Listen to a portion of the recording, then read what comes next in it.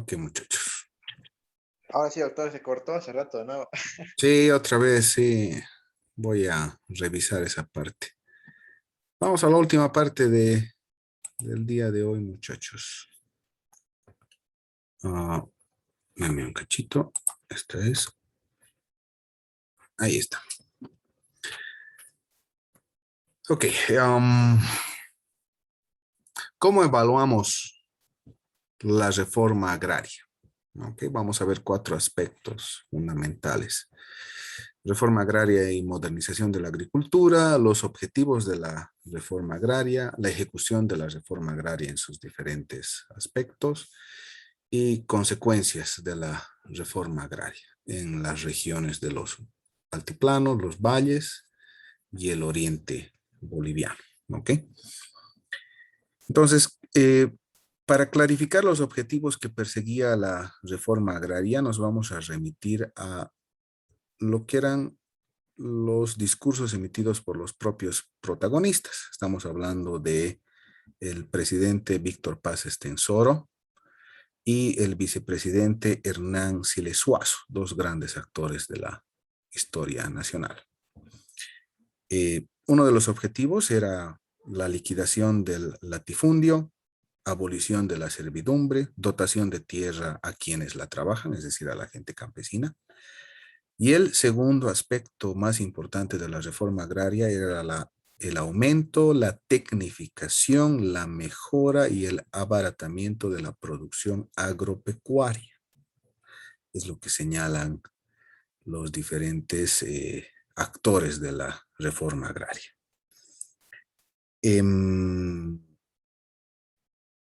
Cuando hablamos de esta parte, los ideólogos del MNR, diferentes ideólogos del MNR que estaban redactando la ley de reforma agraria o el proyecto de ley de reforma agraria, decían, ¿no?, que la liquidación del latifundio improductivo y reemplazo con el latifundio productivo no solamente ha dado a la reforma agraria un sentido más radical del que se pregonaba antes, sino que se ha realizado a plenitud uno de los más grandes objetivos planteados en lo que se refiere a la teoría de la revolución de 1952. La liquidación del latifundio, la liquidación de lo que era el régimen de servidumbre en el campo. Perdón, creo que alguien quiere entrar. Allá.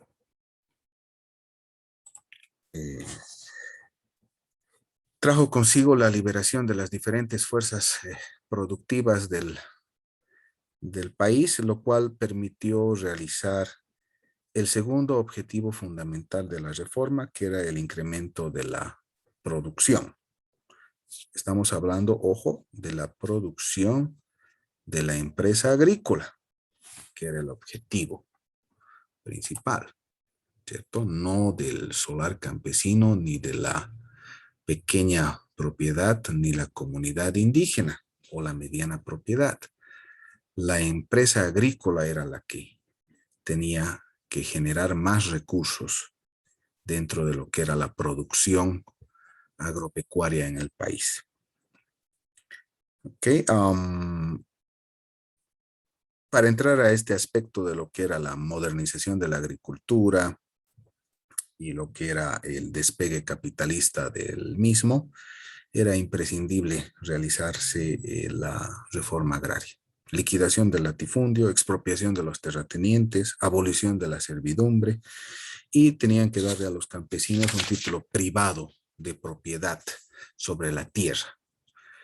Y la posesión estaba sujeta obviamente al pago en trabajo, es decir, al momento de liberar las fuerzas productivas, los trabajadores agrícolas tenían que cultivar y producir la tierra, generar medios de producción y obviamente que esto beneficie a la producción agrícola e industrial del país.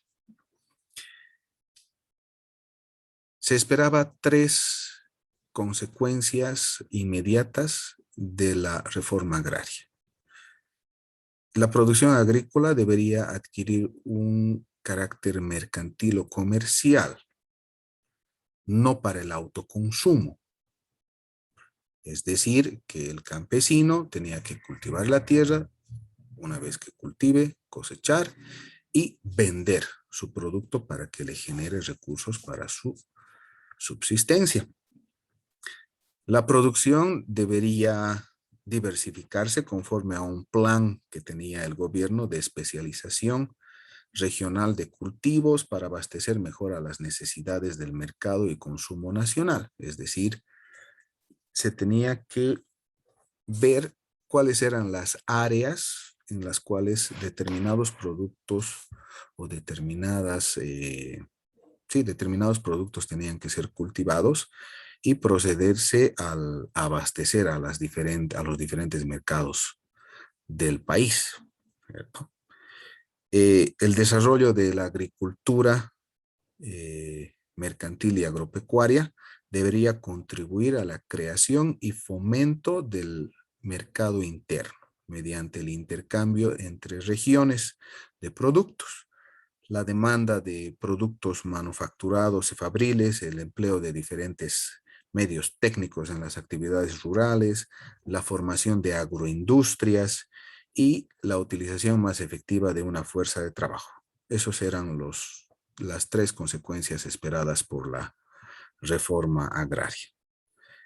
En síntesis, el decreto de la reforma agraria, eh, al momento de cancelar el latifundio, abolir la servidumbre del campesino indígena, liberar las puertas o las fuerzas productivas del agro, debería crear las condiciones necesarias para que el país cuente con una política de agropecuaria industrializada y floreciente mediante la inversión de capital extranjero y la amplia comercialización de los productos. Ahora, lo que nos tenemos que preguntar es, ¿por qué el Estado de esa época, hablamos de la revolución de 1952 hasta el 56, no pudo llevar a práctica estos objetivos que permitirían que Bolivia tenga una industrialización de la producción agrícola? Entonces hay que ver cuáles eran los intereses de la clase participante de la revolución de 1952, ¿cierto? ¿En qué se inspiraron esta gente? ¿En qué se inspiró esta gente para trazarse o formular estos objetivos?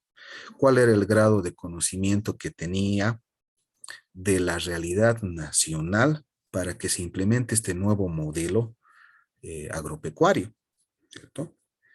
Eh, Tenemos que remitirnos al texto de lo que era la reforma agraria. El numeral 10, perdón, dice claramente, considerando que la Revolución Nacional eh, en su programa agrario, déjenme ver, buscar un momentito para no equivocarme. Esta parte, numeral 10. Aquí está. Dice, considerando que la Revolución Nacional en su programa agrario se propone esencialmente elevar los actuales niveles productivos del país, transformar el sistema feudal de tenencia y explotación de la tierra, imponiendo una justa redistribución entre los que trabajan e incorporar a la vida nacional al indígena, reivindicándolo en su jerarquía económica y su condición humana. Eso es lo que dice en su numeral 10, ¿cierto? Entonces, de acuerdo a esto, tenemos entendido que el MNR tenía la clara intención de ampliar, en principio, la base social de participación del Estado, incluyendo a la gente campesina.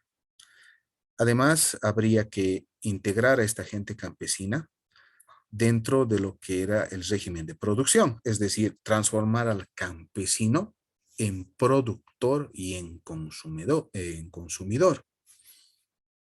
Teníamos que eliminar lo que era la hacienda, que era un reflejo de lo que era el régimen feudal latifundista.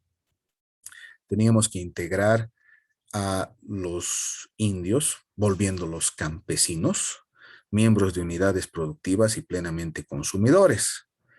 Es decir, tenían que abastecer el mercado interno y comprar productos del mismo. Tenían que comprar semillas, tenían que producir. Tenían que vender sus productos y directamente abastecerse de lo más esencial o artículos de primera necesidad en el mercado interno del país, al igual que el resto de la sociedad. Comprar pan, comprar arroz, comprar electrodomésticos, adquirir radios, mesas, sillas. Ese era el objetivo del MNR, ¿cierto? Hasta un cierto paso sí se lo ha realizado, hasta un cierto, hasta un cierto aspecto o un cierto punto sí se ha realizado los objetivos que planteaba los pensadores del MNR en esa época.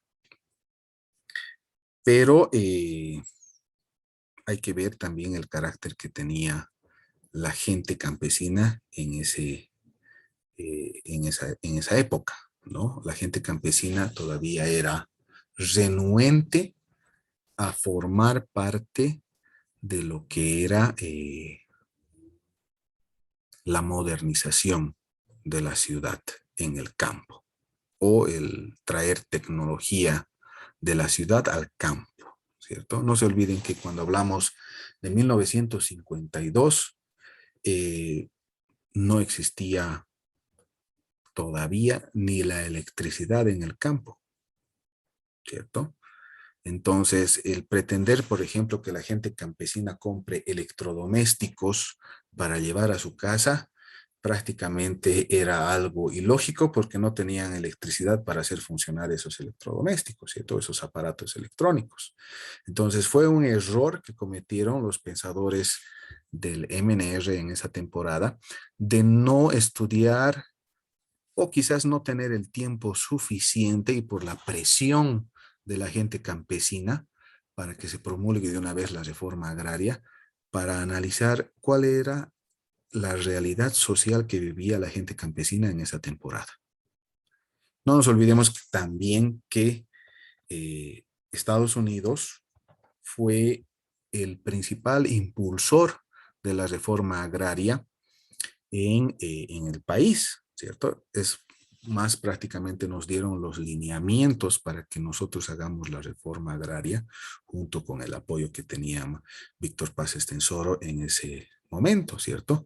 Pero es muy difícil comparar la sociedad que vivía en Estados Unidos con la sociedad boliviana, ¿cierto? La sociedad americana con la sociedad boliviana era completamente irrisorio. La gente campesina en Estados Unidos, el campesino en Estados Unidos, es una persona que se dedica a diferentes aspectos y su objetivo principal es acumular bienes. En cambio, la sociedad boliviana con la gente campesina no tenía ni acceso a la educación en esa temporada, ¿cierto? Entonces era ilógico pensar que un campesino te iba a comprar un televisor en esa temporada, ¿cierto? O una radio. Lo que ellos escuchaban era directamente ¿cómo llamamos? Al patrón, tener su periódico y que el patrón les lea las noticias. O si es que tenían alguna persona campesina que leía, que él les comunica las noticias que pasaban en el país por medio del periódico, ¿no? Entonces fue un error grave que cometieron los diferentes pensadores, los ideólogos que redactaron la ley de reforma agraria porque no conocían la realidad la cual vivía la gente campesina en esa temporada. Ok, objetivos de la reforma agraria.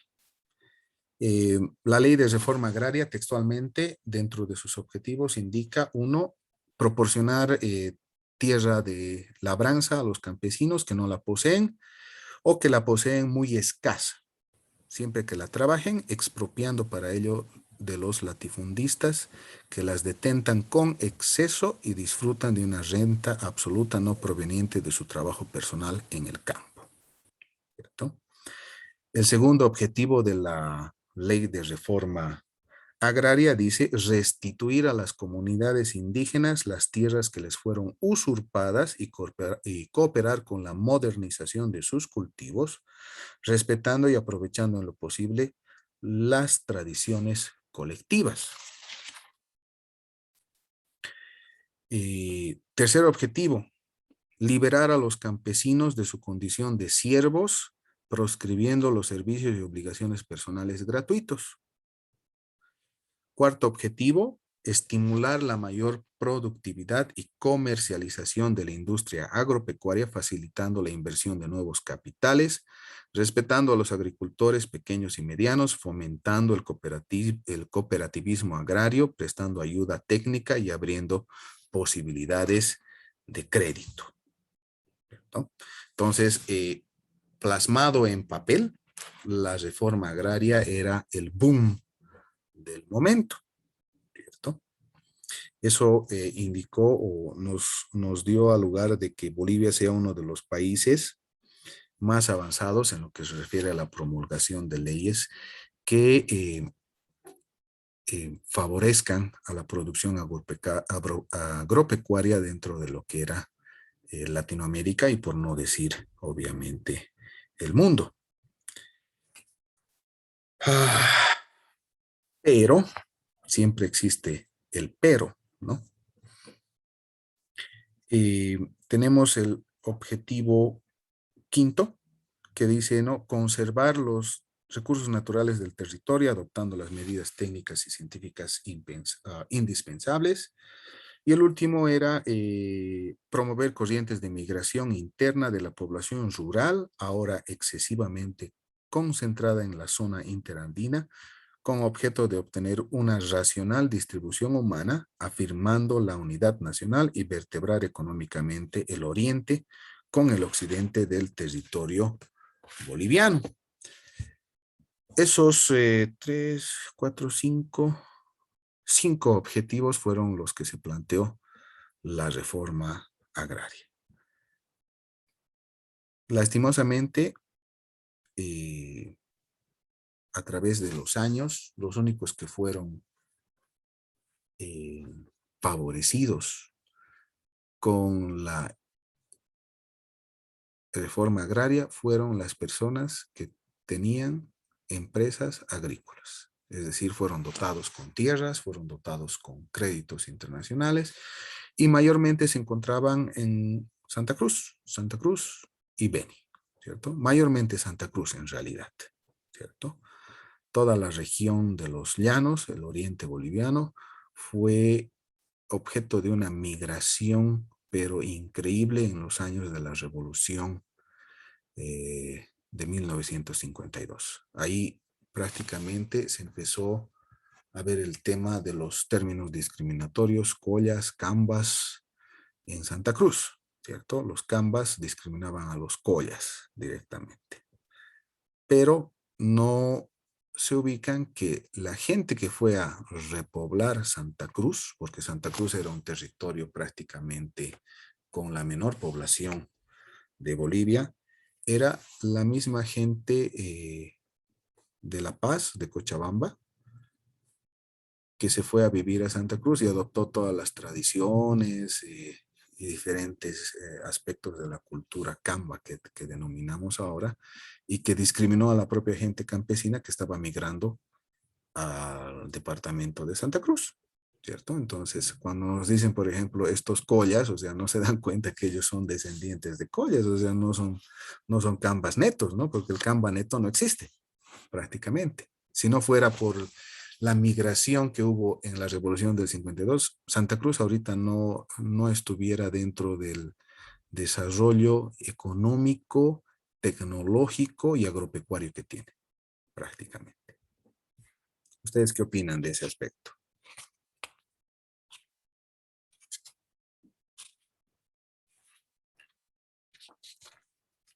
Muchachos, Herbert, Karina, Sí. Jorge, ¿qué opinan? ¿Tengo o no tengo razón? ¿Qué opinan ustedes? que no fue equitativo, pues doctor, la distribución así de las tierras y solamente a un determinado sector, que era el industrial agropecuario, y no ha favorecido realmente a las personas que han ayudado para que se logre la reforma agraria, ¿no? Que en este caso son los propios campesinos, ¿no? Claro, el ejecutor de la reforma agraria de la Revolución Nacional del 52 prácticamente recibió migajas, se podría decir, y se conformó con el solar campesino, la pequeña propiedad y su título agrario para poder cultivar la tierra.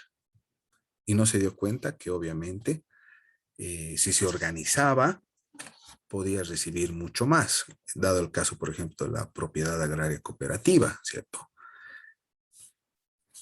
Parte, O digamos, doctor, puede también haberse dado de que a los que han favorecido han sido a los líderes sindicales y como siempre a la masa ya no ha sido favorecida, ¿no? Y todo, me imagino, la masa no se ha dado cuenta por falta de educación y el problema de Bolivia es la falta de educación. sí, hasta ahora la educación es un problema que directamente es trascendental en la sociedad boliviana. No tenemos una buena organización de la educación boliviana. Y en esta pandemia, por ejemplo, el tema de la educación primaria y secundaria es la que más está viendo dificultades en cuanto al tema de su organización y la realización de las clases, por ejemplo, ¿cierto? No hay un estudio eh, coherente que diga qué es lo que se debe hacer en este tipo de situaciones. Se propone, digamos, clases a distancia, por ejemplo. No hablemos de clases virtuales, hablemos de clases a distancia, pero no se toma en cuenta, por ejemplo, el acceso que tiene esa gente para poder tener una educación a distancia a los diferentes medios tecnológicos, ¿cierto?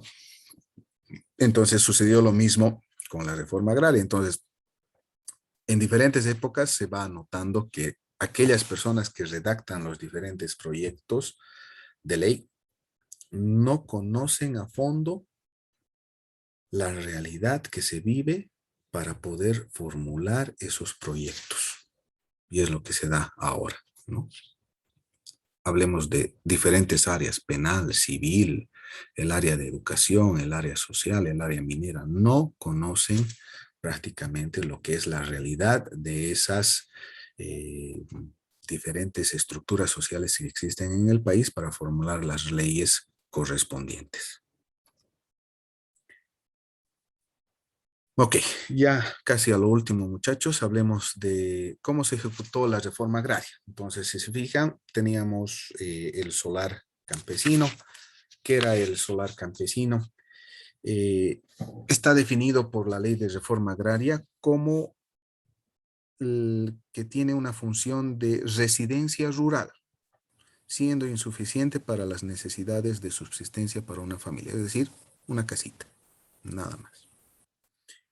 No requerimos mayor comentario en este tema porque hablamos de algo pequeño. Luego viene la pequeña propiedad.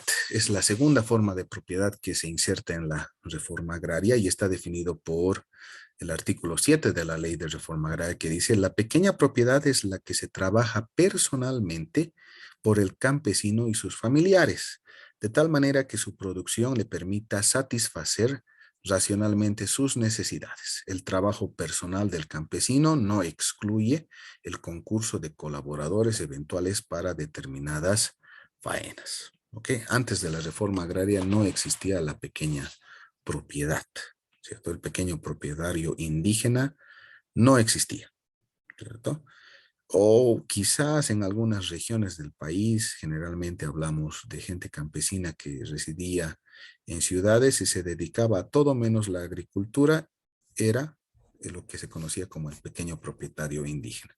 Pero a partir de la reforma agraria toma prácticamente relevancia porque estas tierras eran entregadas a los indígenas que realizaban actividades agrícolas en provecho de los propietarios, no a provecho mismo. Entonces, ahí es donde indicamos que la gente campesina que participó en la revolución de 1952 se les otorga pequeñas propiedades para satisfacer el deseo de tener algo propio, ¿cierto? Entonces, cada familia campesina era dotada en la reforma agraria por una pequeña propiedad en los terrenos que antes se conocían como propietarios de los latifundistas o como propiedad de los latifundistas, es decir, la gente que trabajaba en esos terrenos fue la que adquirió la pequeña propiedad. Se repartieron la hacienda entre todos, ¿cierto? Tenemos después lo que es la comunidad indígena. Está definida por el decreto ley 3464 en su artículo 9 de esa época, de 1953. Dice, la propiedad de la comunidad indígena es la que se reconoce como tal por las leyes en vigencias a favor de determinados grupos sociales indígenas. Ojo, que los aymaras y los quechuas no fueron reconocidos como comunidades indígenas dentro de lo que es la revolución de 1952 y lo que es la ley de la reforma agraria. ¿Quiénes fueron reconocidos como comunidades indígenas? Hablamos de las comunidades que habitaban en el oriente boliviano, los de la Chiquitanía, los mojeños, etcétera. ¿Okay? Ellos tenían la pequeña o lo que es la comunidad indígena. Entonces, la comunidad indígena estaba protegida por el Estado y lo que se hizo mayormente es tratar de protegerla, pero lo que sucede es que la comunidad indígena a veces se disolvía, ¿cierto? Entonces, se convertían en pequeña propiedad. Las comunidades indígenas del Oriente fueron desapareciendo poco a poco y los pocos que quedaban entonces agarraban y lo transformaban en pequeñas propiedades.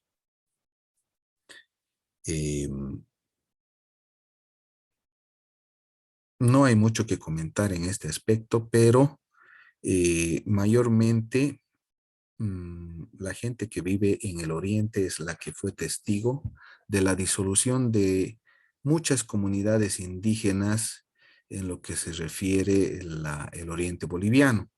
Ahora, hablando de lo que se refiere el altiplano y los valles, sí, efectivamente existía comunidades indígenas, ¿cierto?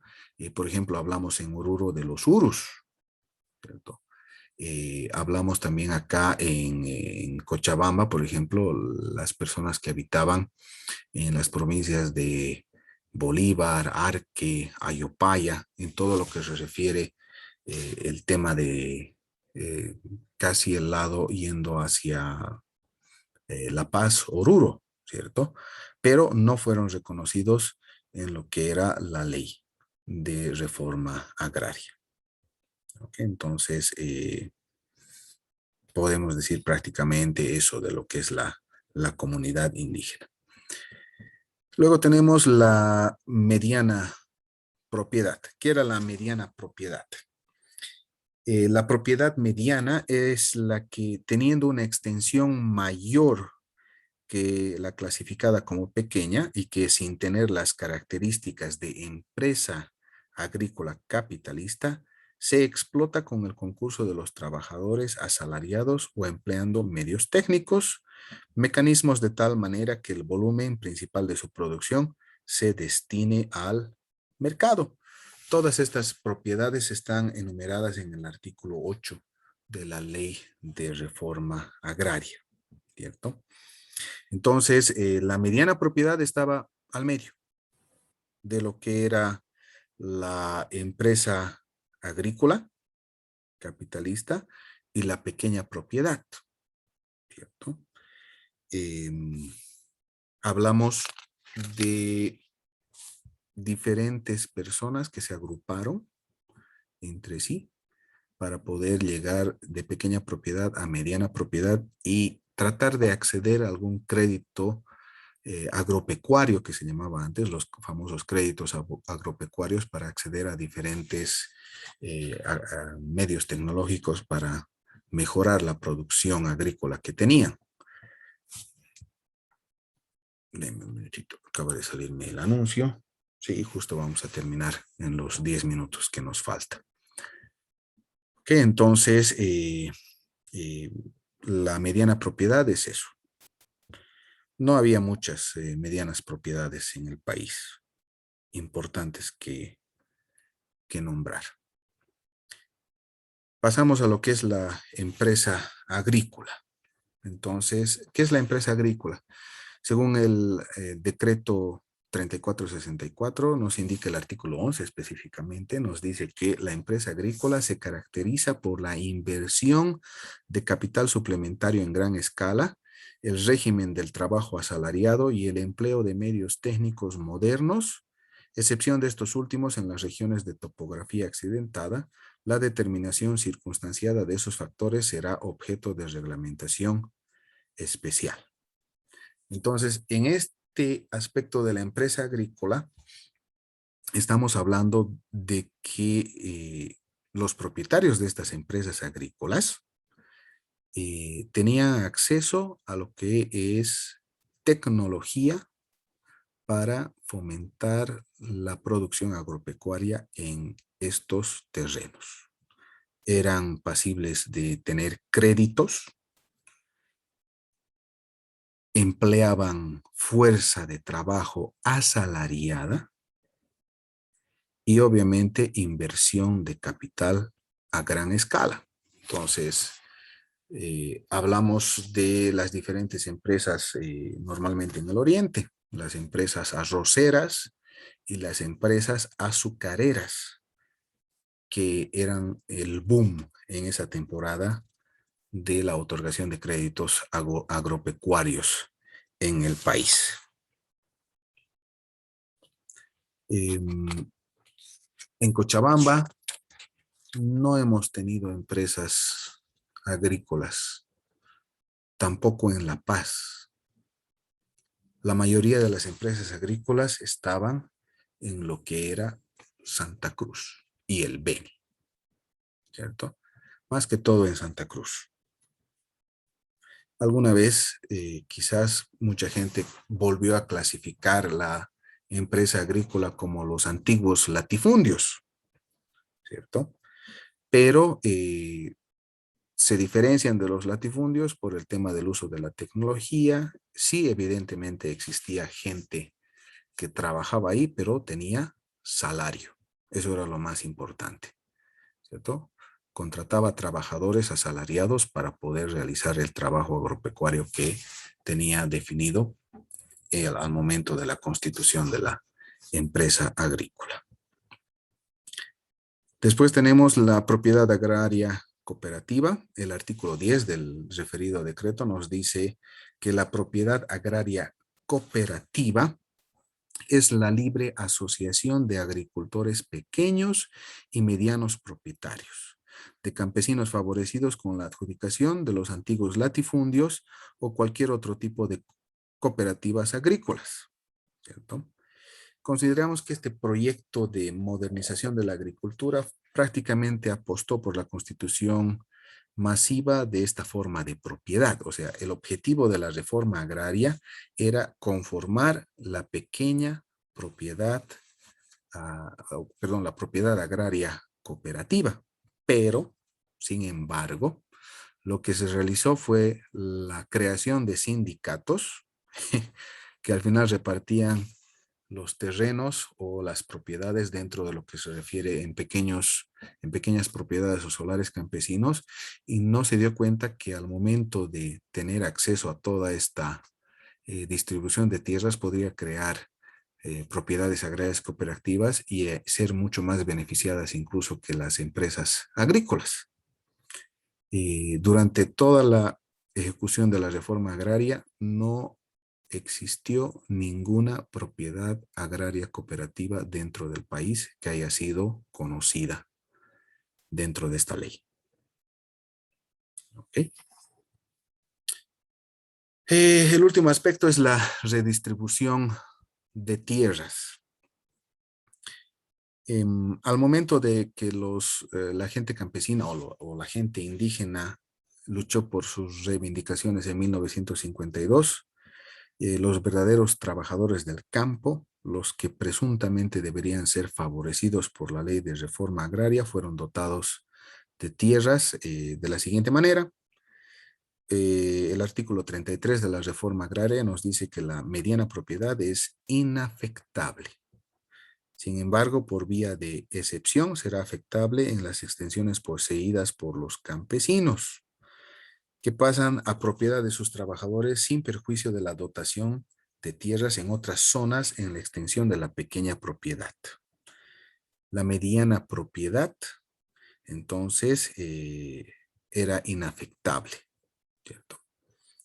Después, el artículo 78 de la Ley de Reforma Agraria nos dice que los campesinos que hubieran sido sometidos a un régimen de trabajo y explotación feudales en su condición de siervos, obligados, arrimantados, pejurales, agregados, forasteros, etcétera, que sean mayores de 18 años, casados mayores de 14 años y viudas con hijos menores, son declarados con la promulgación del presente decreto propiedad o propietarios de las parcelas que actualmente poseen y trabajan. Por lo tanto, se les dote racionalmente de las que se les corresponde de acuerdo a las definiciones de pequeña propiedad y se les compense con la explotación colectiva de tierras que les permita cubrir sus presupuestos familiares. Entonces, aquellos que habían participado en la revolución, sean mayores de 18, hayan trabajado bajo los diferentes regímenes de explotación feudal, también fueron compensados por la ley de reforma agraria. ¿Qué más?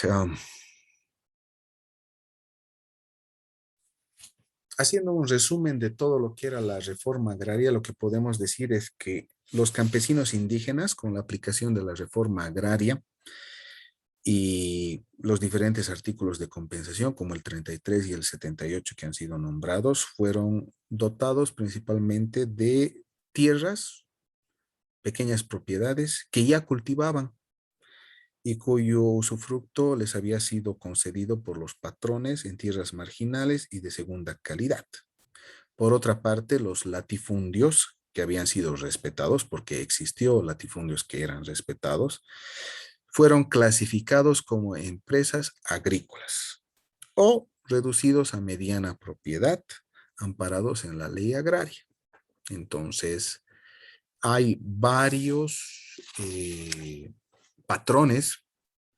Hubo varios patrones en realidad que conservaron sus tierras y eso fue debido a que los patrones no eran tan déspotas con la gente campesina que trabajaba en esa temporada con ellos. Es decir, la gente campesina fue benevolente al momento de la revolución y no les quitó las tierras, sino que más bien se trató de convertirlas en empresas agrícolas o de lo contrario, esa persona era parte del gobierno del MNR. Y esto sucedió tanto obviamente en lo que es la región de los altiplanos, los valles, pero principalmente el oriente boliviano fue redistribuido en lo que se refiere a la empresa agrícola para que diferentes personas puedan acceder a estos terrenos y realizar diferentes actividades agropecuarias. Y obviamente exportar y ver el tema de emplear a gente dentro de lo que era la producción agropecuaria en ese momento. Ok, muchachos. Con eso terminamos entonces la clase de hoy. No sé si tienen algún comentario porque prácticamente en un minuto se va a cortar la grabación. Todo está claro, doctor. Muchas gracias por la clase. Ok, muchachos. Entonces, eso es todo. Ya para el día de mañana va a estar habilitada la página de Moodle. Pueden ingresar con sus claves y va a estar colgado el material y las grabaciones de la clase. Ok, muchachos. También su examen diagnóstico les voy a dar un plazo prudente para que puedan realizarlo. Cualquier duda, consulta al grupo de WhatsApp, por favor, muchachos. Ok. Está bien, doctor. Muchas gracias. Que tenga buen descanso. Está bien, doctor. Ok, chicos. Cuídense entonces. Un abrazo a todos. Nos vemos.